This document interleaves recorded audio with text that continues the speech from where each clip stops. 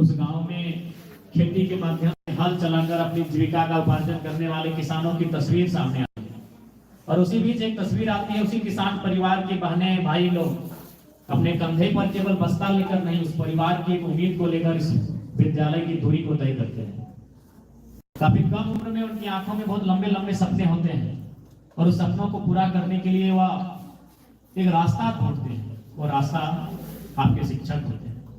आप अपनी उम्मीदों को, अपने सपनों को लेकर यहाँ तक आते हैं और आज इस कॉलेज प्रांगण में मैं आप सभी से आग्रह करूंगा, क्योंकि वास्तव में आज अगर मैं आपके बीच विधायक के रूप में खड़ा हूं तो बेशक लोगों ने कहा, और वास्तविकता यही है कि इस बार 2024 के सदन में मैं झारखंड का सबसे युवा विधायक हूं। लेकिन मैं युवा हूं इसलिए विधायक नहीं हूं,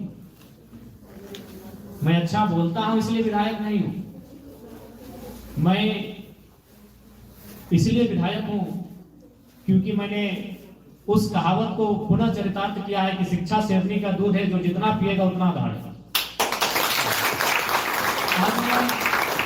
और पहला झारखंड के इतिहास का भी शायद मैं पहला विधायक हूं जो स्टूडेंट एमएलए। जो लोग भी विधायक बने वो पढ़ाई लिखाई छोड़ने के बाद विधायक बने हैं। और आपको तो मालूम है हमारे सदन में 50 से 30% ऐसे विधायक जो शायद मैट्रिक भी नहीं किए। यानी हम झारखंड के 24 सालों के हिस्ट्री में पहला विधायक है जो स्टूडेंट एमएलए। स्टूडेंट लीडर तो होते हैं, स्टूडेंट लीडर हर कॉलेज में होते हैं, छात्र नेता होते हैं, लेकिन छात्र विधायक हम झारखंड के इतिहास में पहला है, क्योंकि हम अभी करंट स्टूडेंट। ऐसा नहीं कि मेरी पढ़ाई छोटी है। मैंने 2017 में मास्टर पास कंप्लीट किया है और उसी साल मैंने विनोबा भावे से एंट्रेंस टेस्ट दिया था पीएचडी का, उसको मैंने पास किया है। और उसी 2018 में मैंने एडमिशन लिया है विनोद बिहारी महतो विश्वविद्यालय धनबाद में।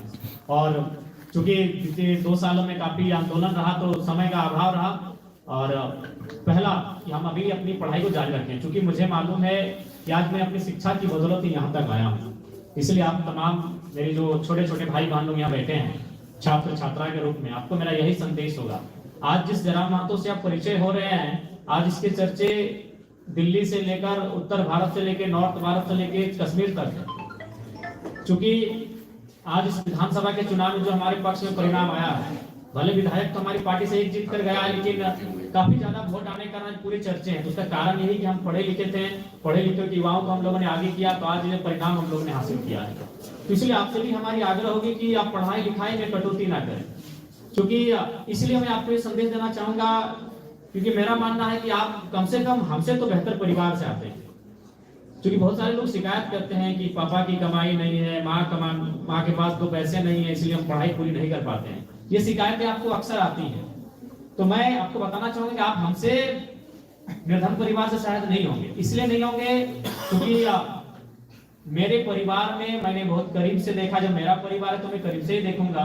मेरे परिवार में 20 साल ऐसा बीता है जहां कोई पुरुष मुखिया नहीं, यानी उस परिवार में आप कह सकते हैं मर्द नहीं। मेरे चाचा थे लेकिन दोनों आंखों से अंधे थे, तो घर को चलाने वाले हो नहीं सकते। यानी मेरे परिवार में मेरे जन्म के बाद से जब तक हम लोग बड़े नहीं हो गए तब तक मेरी माँ ने इस परिवार को संभाला।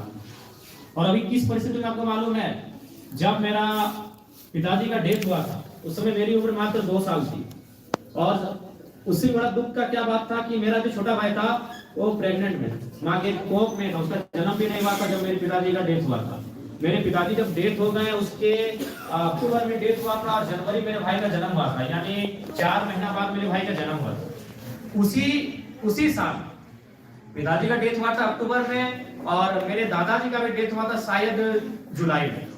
उसी साल में मेरे दादाजी मेरे पिताजी दोनों दुनिया के छोड़ के चले गए। और ट्रेजेडी क्या थी, मेरे से पहले मेरे 2 भाई बहन थे, वो भी काफी कम 1 साल 2 साल के अंदर उनकी भी डेथ हो गई। यानी मेरी माँ जिसने परिवार को संभाला, वो सोच सकते हैं कि किस कंडीशन में होगी।